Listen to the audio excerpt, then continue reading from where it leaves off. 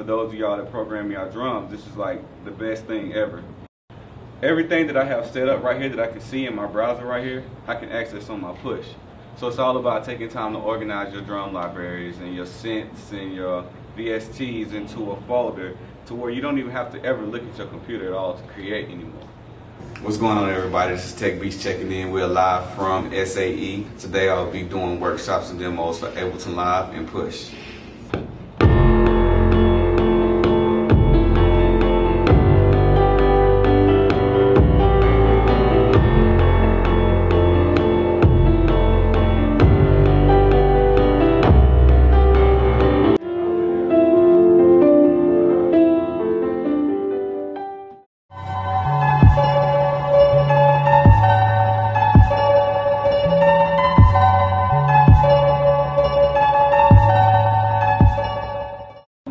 Drum racks is basically the drum sampler for Ableton.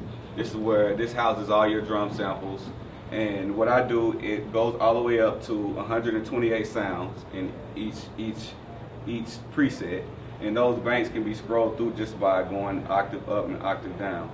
Now, as you can see, the pads right here just went blank is because I have no sounds on them. So basically, you have 8 banks of sounds that you can access in one preset. So it's pretty dope for those of y'all who have a lot of drums everywhere. You just go ahead, take the time, build your presets, save them, and you don't have to ever do it again. It's already saved. Once you pull up Ableton, you go to your kit and you start there. What's dope now on Push is that the features that they've included on here is as far as making beats. How many of you guys in here are familiar with Fruity Loops? Okay, now this is the dope thing about Ableton Push is now right here in this mode that I'm in. I have 3 different modes accessible right here. These 16 pads are all my drum sounds. These 16 pads over here now turn into me setting my bars in increments of 2, 4, 8s, 12s, and 16s. Now, as you can see, what's going on at the top, you're like, why is this playhead moving? Now they've been giving us basically a way to step right, like you do in Fruity Loops, by placing sounds into the grid, to do that now. So I'll cut my metronome on, play some kicks in here. I'm gonna change that to 2 bars because I just want 2 bars. And when that loops back around,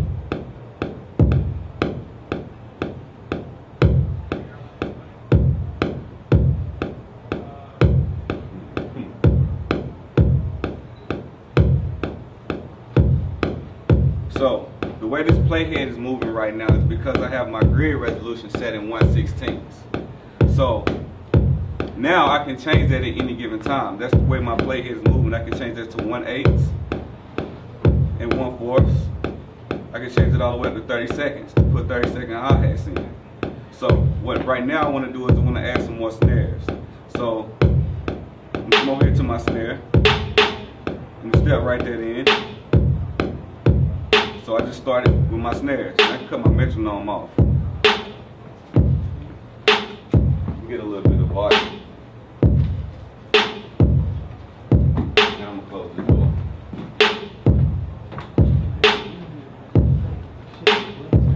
So another key thing about Push is they've now given us a note repeat function. Now I can go to my hi-hats. It's gonna close. So now, by just holding the key, I'm triggering my hi-hats in any resolution that I want to trigger them in. So no repeat? Yeah, no repeat. And it stays on. It's on. I can cut it off or I can trigger it just by holding down no repeat and doing the pads. But I can just cut that feature on right now because I want to add some hi-hats to these drums I'm putting in. And as you can just pay attention to the step right while these hi-hats are recording. Well, right now, what I want to do before I do that is just show you another cool thing. Like right now, I only program 2 bars of this beat. So just by hitting double, I just doubled that 2-bar performance into 4 bars. So now I can finish adding to that.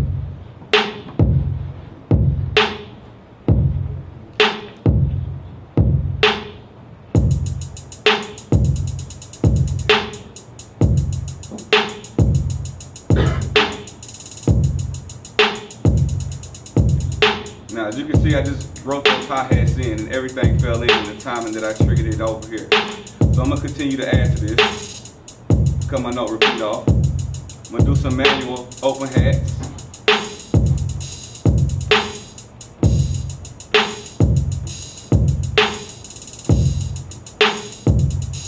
Now what's dope now is that I can quantize each element in my drum performance separately.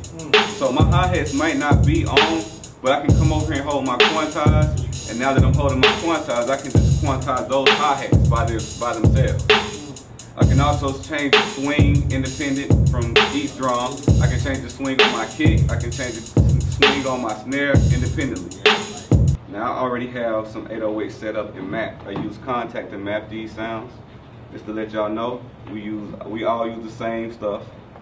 And just because I'm using Ableton, that doesn't mean I can't use my VSTs and my AUs. So I took the time to go find the root note of my 808 and put it on the right root note. So now when I play in key mode on push, my 808 is never going to be out of tune. So.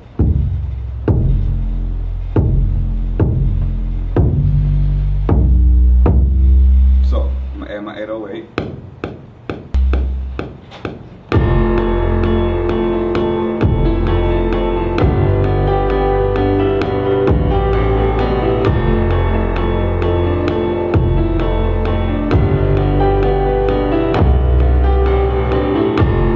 Quantize that. Now I can come over here to session view.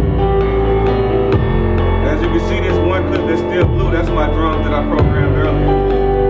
But I want to stop this and just stop right quick to show you how you can really arrange on this unit. So, I took it back to the first couple of elements that I played. Now I can stop that and bring everything in.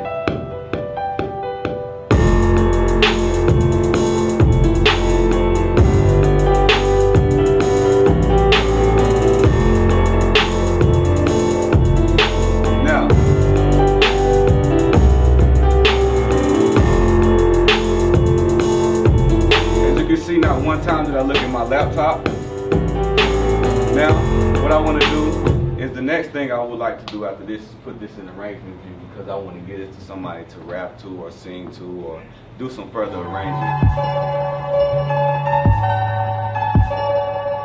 and alleviate a lot of steps just with this program.